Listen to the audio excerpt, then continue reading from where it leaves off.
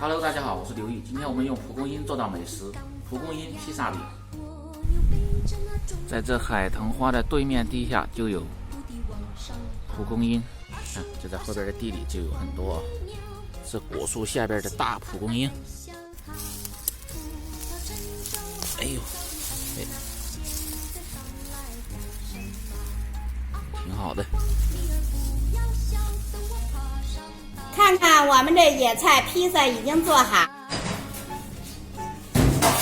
蘸着蒜汁，小朋友可要蘸着蒜汁吃哦。看看，这是我们刚挖回的蒲公英啊，洗干净。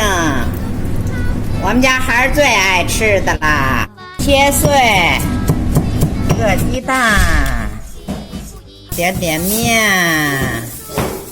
这个调味不用，用。好了啊，我也是过。我们的野菜披萨准备好了。野菜披萨就这么做。哎，要是放点那个什么糯米粉，是不是更好吃一点？对，看看啊，一个蔬菜披萨，翻面儿，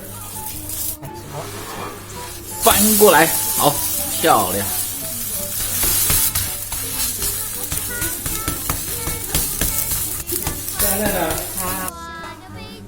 摆上花盆儿，装饰装饰。